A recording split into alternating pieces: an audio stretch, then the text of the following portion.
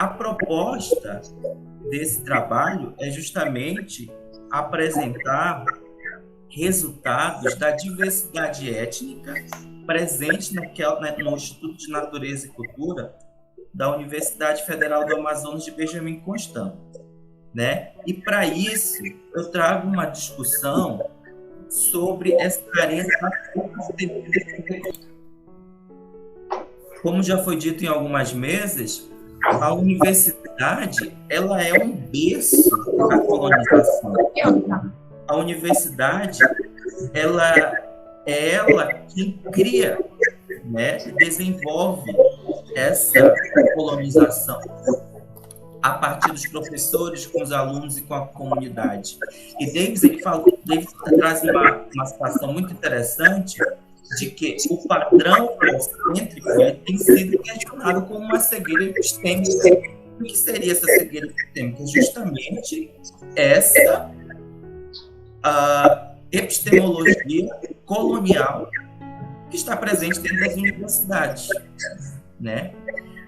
Que Hanno, ele diz o seguinte, que essa colonialidade do poder, né, que com esse pensamento e com a colonização das Américas, os astecas, os maias, os incas, os quechus, eles tornaram simplesmente índios, que foi discutido, né, nas mesas anteriores. E na África, Axante, Yorubá, Zulu, Congo, tornaram simplesmente negros. Então se criou esse pensamento da colonialidade do poder, criou grupos, né, para definir aqueles indivíduos, aqueles seres daquelas determinadas localidades, né? E com isso, Miranda vai além, ele diz que os brancos, nesse pensamento, passaram a ser a parte patronal e assalariada, enquanto o negro era reduzido à escravidão, como uma mão de obra gratuita, e os indígenas destinados a uma servidão não assalariada. Então, essa colonialidade do poder, né, que veio nas caravelas da Europa, dessa Europa ocidental, desse pensamento ocidental, ele justamente enquadra negros e índios em contextos que não é na perspectiva local. E isso se traduz muito no pensamento, na epistemologia, no ensino, na educação, principalmente dentro das universidades.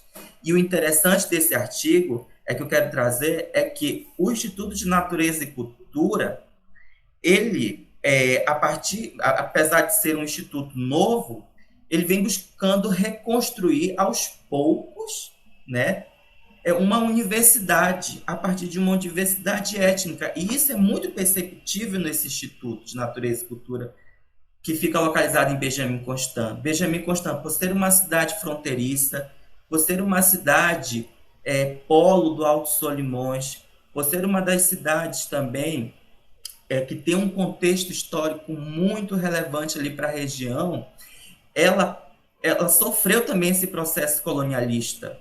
Então, aquele povo, aquela região, aquela cidade, ela ainda remete, né, a muitos silenciamentos. Só que a universidade, o instituto lá, ele vem buscando desconstruir e reconstruir uma nova universidade, apesar de a luta ainda ser recente, né? Eu acho interessante essa citação de Norbert Elias, quando ele diz que a formação sócio-histórica das atuais sociedades só existe e funciona porque há um grande número de indivíduos, os quais isoladamente querem e fazem certas mudanças. Essas mudanças são perceptíveis dentro do Instituto. A presença do Instituto de Natureza e Cultura, dos estudantes indígenas, da universidade naquela região de fronteira, ela gera uma certa mudança, né? Ela gera uma certa desconstrução desse pensamento colonial. E isso pode ser visto nas estruturas, apesar de uma forma ainda pequena, né? Então, aí eu trago alguns dados dessa presença da diversidade étnica dentro do Instituto de Natureza e Cultura. Aí, o Instituto atendia, em 2018, quando foi realizada a pesquisa, 1.217 estudantes, sendo 448 indígenas e 769 não indígenas. Você percebe que há um quantitativo de 36,8% de estudantes indígenas. É um quantitativo muito relevante que deve ser considerado, né? E esse quantitativo, nesses últimos anos, tenderam a aumentar, né? E, além disso, a presença de 8 etnias dentro do Instituto: Cocama, Cambeba, Caixana, Canamari, Marubo, Maiuruna, Ticuna e Uitota. Então, 8 etnias, né, 8 etnias que estão presentes dentro desse instituto, né? E estes estudantes universitários indígenas, 54% são homens e 38% são mulheres. Então, você percebe a expressividade desse estudante. E, além de tudo isso, esses estudantes eles estão em quais cursos? Nos cursos de licenciatura na universidade, como Biologia e Química, Pedagogia, Ciências Agrárias do Ambiente, Letras e Espanhol. Então, esses cursos de licenciatura, eles vão possibilitar o quê? Uma nova formação, uma nova construção de se pensar essa universidade ali em Benjamin Constant, a partir desses estudantes indígenas.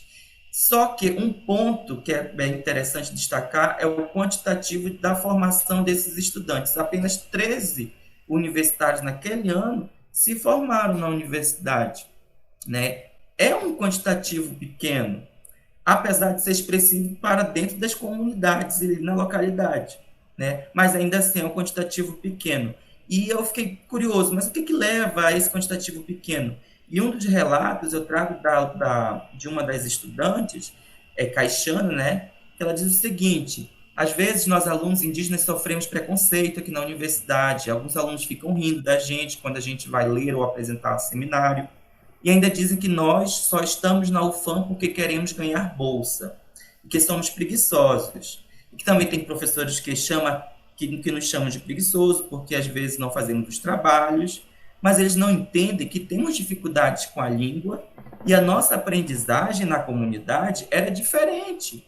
E isso é muito difícil para a gente. E quando a gente vai almoçar no restaurante, os funcionários também olham para a gente com cara feia e servem a gente mal.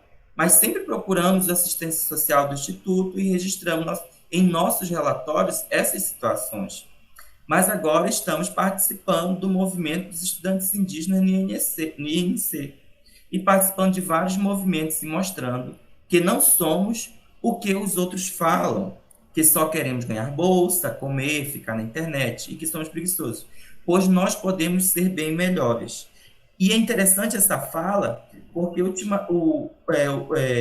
no Instituto, os últimos eventos que conseguiram ganhar muita força no Instituto foi o primeiro diálogo intercultural universitário, no qual eles buscam, estes alunos indígenas buscam, que é um movimento criado por esses estudantes, por interlocução do professor Trajano, no qual eles buscam valorizar essa diversidade de saberes indígenas no Instituto, e, além disso, já houve 2 rodas de conversa sobre diálogos, né, sobre educação, decolonialidade, interculturalidade e crítica na Tríplice Fronteira, conduzida pela professora Maria. Então, são movimentos que são conduzidos por professores e alunos ali dentro da instituição, justamente num pensar de começar a tornar essa universidade, que ela é exclusora. A universidade ela não é só inclusiva. Esse discurso de inclusão, ao mesmo tempo, é um discurso excludente, porque esse aluno dentro da universidade, nem sempre o ensino, a estrutura, a educação, o professor está preparado para atender ele. Isso foi dito nas mesas também anteriores. Então, pensar numa educação a partir dessas comunidades, desses estudantes indígenas, da sua realidade, da realidade fronteiriça, da realidade de Benjamin Constant. E é essa proposta do trabalho. Eu agradeço a, a compreensão de todos. Estou aí aberto a perguntas. Obrigado.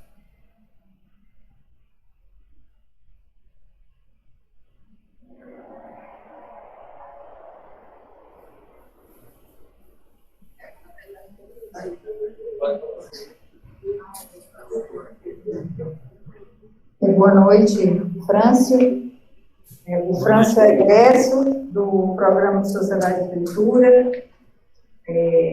Não me surpreende a sua boa apresentação, viu, Franço? De um tema correlato ao tema do EPAC, né? E eu percebi que você fez um trabalho, né, de reflexão com relação ao seu trabalho de dissertação e mais, né, o tema do nosso evento. Cumpriu, né, o Francisco, esse ritual, e aqui eu estou te parabenizando, né? Se você quiser falar alguma coisa para encerrar, e dando por encerradas as apresentações, porque devido ao avançar da hora, nós vamos partir para a conferência e pedir para que quem estiver presente aqui grave o vídeo, é uma outra opção, e te agradecer, Fran. Tá falando lá de Florianópolis, e nós aqui em Manaus, e você aí que já está em outro horário, mas que participou efetivamente, vi você permanente na sala, né? Então, sim, te agradecer e esperar que nós tenhamos uma ótima publicação. Tá ótimo. Somente agradecer mesmo, professora Heloíse, e a todos os colaboradores do evento pelo espaço e pela oportunidade. Gratidão mesmo. Boa noite a todos. Me chamo Josiela Vasconcelos Araújo. Sou do povo tariano. Sou mestranda do programa de pós-graduação Sociedade e Cultura na Amazônia, da turma de São Gabriel da Cachoeira, e irei apresentar o meu artigo submetido no 7º EPAC. Bem, o título do artigo é Deslocamento de Indígenas das Aldeias para a sede do município em busca de benefícios socioassistenciais. Aqui abaixo vemos alguns acampamentos feitos por famílias indígenas nas pedras próximas a São Gabriel da Cachoeira, na época de seca do rio. Como eu me apresentei inicialmente, sou Jocela Vasconcelos Araújo, estou no programa de pós-graduação Sociedade Cultural na Amazônia e tenho como orientadora a professora Heloísa Helena. Eu submeti o resumo do meu artigo em tucano, então vou dar uma lida no resumo e depois vou continuar apresentando em português.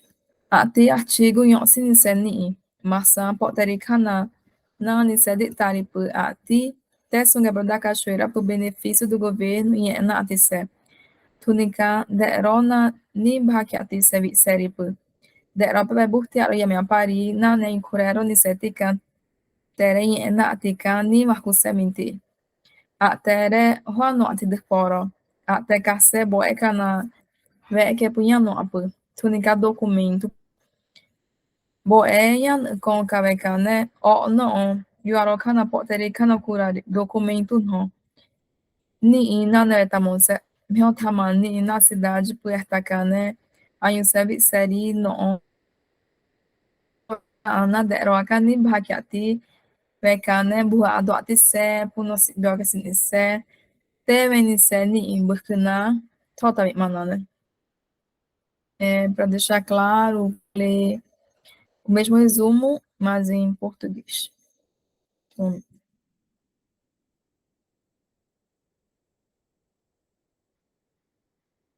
o artigo apresentado ao 7º EPAC tem como objetivo informar os deslocamentos de pessoas indígenas aldeadas para a sede do município de São Gabriel da Cachoeira, na busca de serviços públicos e as consequências vindas das condições de moradias em acampamentos, trazendo reflexão acerca do acesso à cidadania. A metodologia do trabalho consiste em uma pesquisa bibliográfica documental de natureza compreensiva. A pesquisa evidencia que não basta a possibilidade de acesso aos serviços socioassistenciais, mas é necessário que haja condições para tal, uma vez que os impactos durante a permanência na cidade têm causado doenças, consumo exagerado de bebida e até óbitos, não só em adultos, como também em crianças. Esse artigo é parte do projeto de pesquisa de mestrado que está em andamento, que tem o título entre desenvolvimento e permanência temporária, o impacto das doenças interruptas em Parauari. No artigo, tratarei mais sobre informar por que e quais são as principais causas desses deslocamentos. São Gabriel da Cachoeira é um município multiétnico. Ele está localizado na região norte do país, conhecida como Cabeça do Cachorro. Desenho formado pela fronteira entre Brasil, Colômbia e Venezuela. E, segundo o IBGE, abrange 51.759 habitantes, IBGE 2022. Abriga 23 povos indígenas, com uma parcela residindo na sede do município e a outra nas aldeias, pelos Rio Alpés, Tiquié e o Rio Negro. Na sede da cidade estão estabelecidos serviços públicos do Estado, trazendo educação, saúde, assistência social, centros comerciais de alimentos, produtos industrializados, roupas, instituições de ensino privado, bancos financeiros, entre outros serviços básicos. Já nas aldeias, no interior da sede, a presença do Estado se faz basicamente pela educação municipal e pela assistência em saúde, que é feita pelo DICEI Alto Rio Negro. Como muitas famílias residem, né, nesses lugares de difícil acesso, onde é difícil a emissão de documentos, os órgãos locais fazem trabalhos volantes, como, por exemplo, o pessoal, os servidores da SEMAS, deslocam-se até as comunidades para emissão de documentos, cadastramento em programas do governo, como Bolsa Família, recurso pesqueiro, auxílio maternidade, entre outros. São trabalhos realizados em parceria dos órgãos como a FUNAI, a FOIRN, o Cartório e a própria Secretaria de Assistência Social daqui do município. E já o deslocamento das famílias das aldeias para a sede do município geralmente se dá para receber o pagamento. E uma das famílias que tem passado por isso por frequência, que vem até a sede do município, e por não ter onde chegar ou familiares que possam abrigar, acabam acampando num sítio próximo à São Gabriel da Cachoeira, conhecida como Parauari. Aqui eu trago algumas características do povo Rúpida. Pelo censo do DICEI Alto Rio Negro, aqui eu trago a população Rúpida até maio de 2023. A maior concentração está no polo base de São José II, no Médio Rio Tiquié, seguido de Marabitana, no Médio Rio Alpés. O povo Rúpida faz parte da família do tronco linguístico Macu, que também abriga outras etnias como o Dao, e o Rupidé, Bará, entre outros. Eles são seminômades, praticam a caça e a coleta e habitam as regiões interfluviais. Têm alta capacidade de mobilização em trilhas de florestas adentro.